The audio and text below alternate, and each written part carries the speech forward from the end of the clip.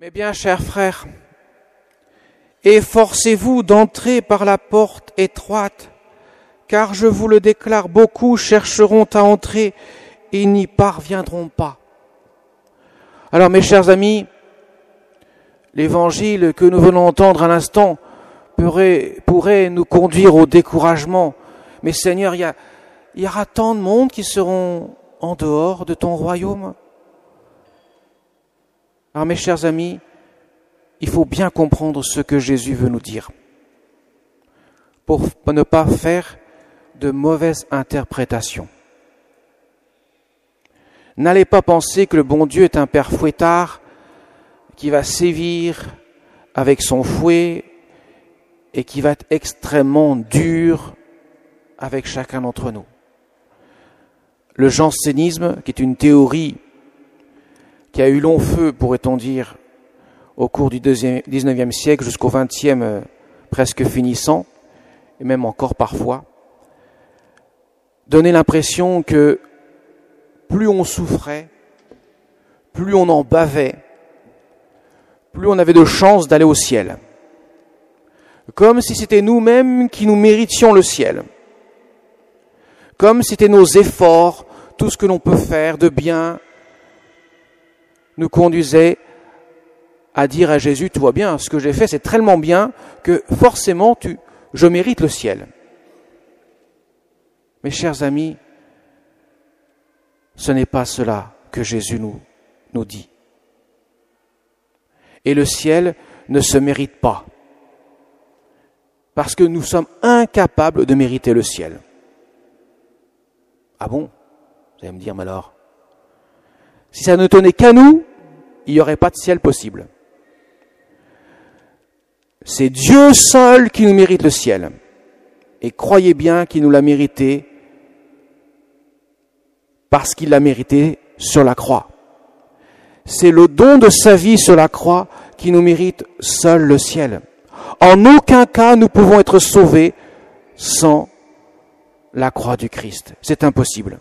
Même la Vierge Marie, qui est l'Immaculée Conception, nous l'avons fêtée il y a quelques jours, qui est celle conçue sans le péché originel, elle-même doit sa grâce d'être l'Immaculée Conception et être dans le ciel avec son Fils, parce qu'elle a reçu une grâce qui vient de la croix du Christ.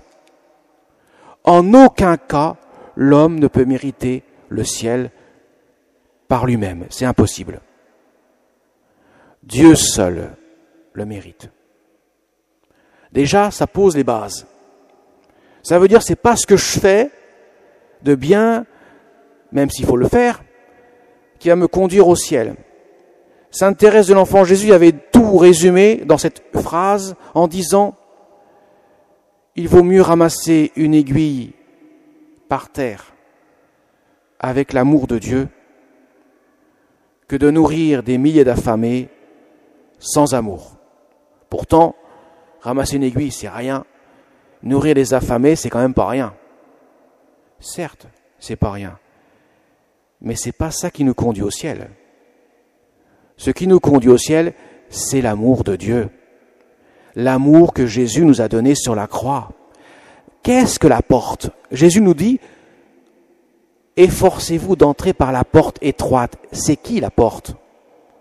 Je dis même pas c'est quoi, c'est qui la porte? C'est le Christ. C'est le Christ qui nous conduit à la demeure éternelle. Voilà pourquoi, mes chers amis, Jésus nous invite vraiment à ouvrir notre cœur pour que l'amour de Dieu puisse y demeurer. Vous savez, mes chers amis, Sainte Bernadette à Lourdes, nous étions avec quelques jeunes pour leur retraite de confirmation à Lourdes, ainsi que quelques parents qui les accompagnaient et quelques catéchistes. Bernadette a dit cette chose-là. Nous étions pauvres, certes, mais nous avions l'amour au sein de notre famille, qui nous apportait la paix et l'unité. La paix et l'unité. Et nous étions profondément heureux. Cela a marqué les jeunes. l'amour. Elle avait tout compris. La Sainte Vierge Marie est venue voir cette petite pauvre Bernadette. Elle-même l'avait dit, parce qu'elle était la plus pauvre de toutes. Pauvre, pas matériellement seulement, mais pauvre en esprit. Et là, c'est là que je veux en venir. Le cœur de l'Évangile est là, de ce que nous allons entendre. La pauvreté du cœur, c'est quoi? C'est je me fais accueil de l'amour de Dieu. J'attends tout de Dieu. Je mets ma confiance en lui. Je mets mon espérance en lui. De telle sorte que Dieu puisse vivre dans mon cœur. Et qu'ainsi Dieu me sanctifie. Et que Dieu me fait entrer ainsi par cette porte étroite, qu'il est lui-même, Jésus, pour entrer dans la demeure de Dieu.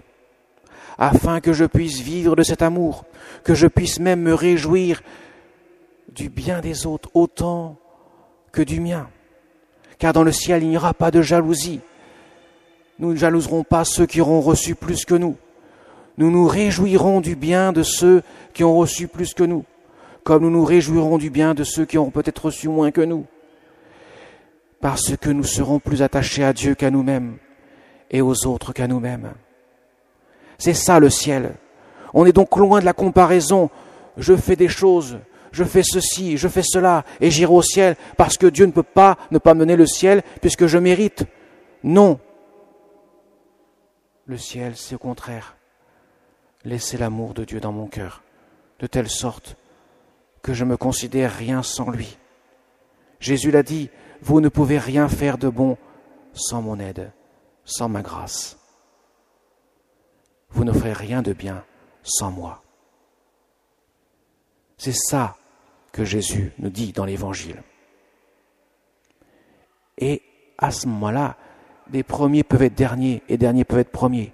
Regardez, autour de Jésus, il y avait des gens qui pouvaient penser et qui le pensaient réellement, qu'ils étaient forcément sauvés parce qu'ils étaient des bons applicateurs de la loi de Moïse, les pharisiens, les sadduciens, les chefs des prêtres.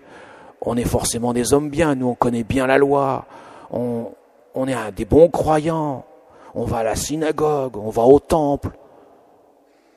Et Jésus, qui certes était proche par certains égards de ces gens-là, les a, pourrait-on dire, rejetés. Non pas pour les rejeter définitivement, mais pour faire comprendre dans leur cœur que leur orgueil, leur suffisance les éloignait de Dieu. Ils n'avaient rien compris. Ils n'avaient compris que de manière notionnelle, intellectuelle, la foi. Et n'avaient pas compris qu'il fallait l'accompagner de l'ouverture du cœur. Parce que la foi, c'est pas une application d'une méthode. Je ne deviens pas chrétien en faisant des choses. Je deviens chrétien en laissant Dieu vivre dans mon cœur.